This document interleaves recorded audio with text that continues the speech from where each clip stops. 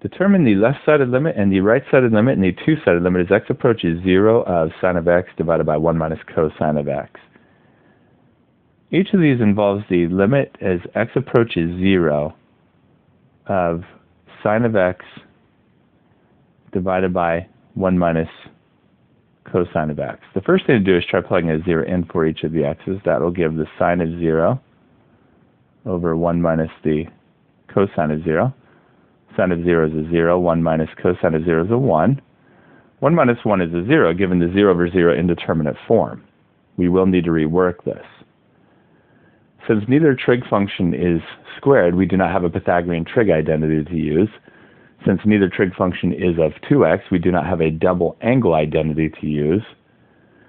But we do have a trig combination, a 1 added or subtracted together with a sine or a cosine. It's happening in the denominator here, 1 minus cosine of x. That's a trig combination, which we can therefore make use of the trig conjugate of that trig combination.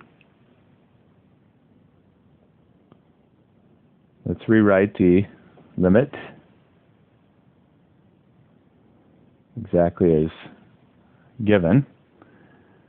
And we can now multiply the numerator and denominator by the trig conjugate. The trig conjugate is the same expression but opposite sign between the terms, so it'll be a 1 plus cosine x. Let's put it over itself, a form of 1, so that when we multiply by it, we're not changing the value, just the look. In the numerator, those are not trig conjugates, therefore we will not distribute the sine x in. We will keep it factored. In the denominator, those are trig conjugates. We will FOIL that out. First, 1 times 1 is 1. Outside, 1 times cosine of x is cosine of x. Inside, negative cosine of x times 1 is negative cosine of x. And then last, negative cosine of x times positive cosine of x is negative cosine squared of x. The outside and inside terms are equal value, opposite sign. They will always cancel after multiplying by a trig conjugate.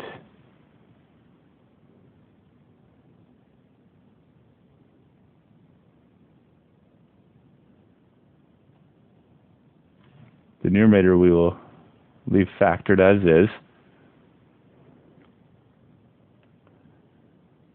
And the denominator has now become something that can make use of a Pythagorean trig identity. Sine squared x plus cosine squared x equals to 1. Subtracting cosine squared x from each side gives sine squared x equals 1 minus cosine squared x. Therefore, we can replace 1 minus cosine squared x with sine squared x.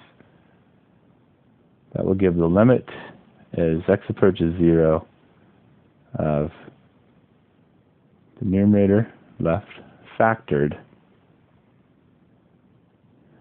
divided by, we will replace it with sine squared of x. We still have the 0 over 0 indeterminate form, but it's being created because of the sine of x. As x goes to 0, sine of 0 is 0. And we now have a sine of x in the numerator that can cancel with one of them in the denominator, removing the 0 over 0 indeterminate form. What's left will be 1 plus cosine of x divided by sine of x. We can now plug a 0 in for each of the x's. That will give 1 plus cosine of 0 divided by sine of 0, which is 1 plus cosine of 0 is a 1 over sine of 0 is a 0. 1 plus 1 is a 2 over 0. That 0 in the denominator is not actually a 0, since x is only approaching 0 here. It does not reach 0. But a limit result of a non-zero number divided by 0 is equal to either positive infinity or negative infinity, where the sign of the infinity often depends on the side the limit approaches from. We therefore have to work out each of the one-sided limits separately. We have the left-sided limit indicated by the negative superscript on 0 of the original, and the right-sided limit indicated by the positive superscript on the 0, also of the original. Let's start with the left-sided limit. We're going to multiply by the trig conjugate. We will put it in the numerator as well, so we have a form of 1.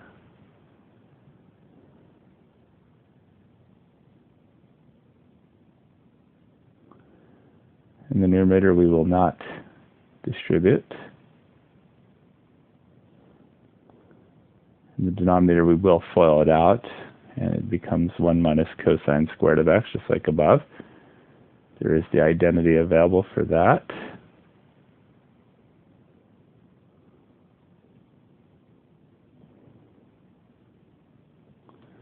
And it turns into sine squared of x.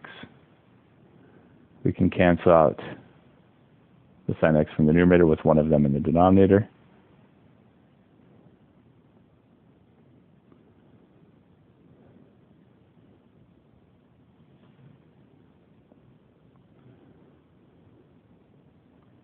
Giving that result, we can now analyze according to the side we're approaching from. We're the left side of 0 here. Left side of 0 is negative angles. On the unit circle, that will be the negative first quadrant, which has equivalent trig functions as the fourth quadrant, but are negative angles. It's approaching 0 from the left side, negative angles that are near 0. In the denominator, sine of 0 will be 0, so it's going to approach 0, but it will be a negative angle, and the sine in the negative first quadrant or fourth quadrant is a negative number. So while it's approaching 0, it will be approaching by being a negative, and it will stay negative the entire time. So we can replace the sine of x with a negative 0. The 0 can then plug in for all other x's, which will give 1 plus the cosine of 0 divided by what will be a negative 0. Cosine of 0 is a 1, so 1 plus 1 over negative 0, which is a 2 over negative 0. It's a positive 2. Positive over negative is negative. Non-zero over 0 is an infinity. There is the result of the left-sided limit. The right-sided limit will work out in a very similar fashion. Multiply by the trig conjugate over itself.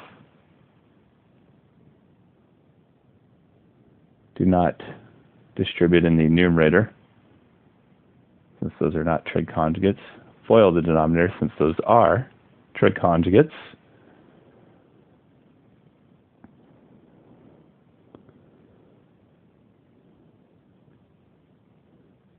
And then we have the identity for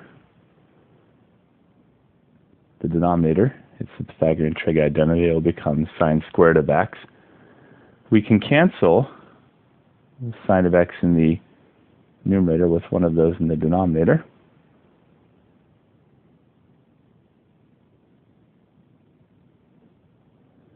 Giving the result of 1 plus cosine of x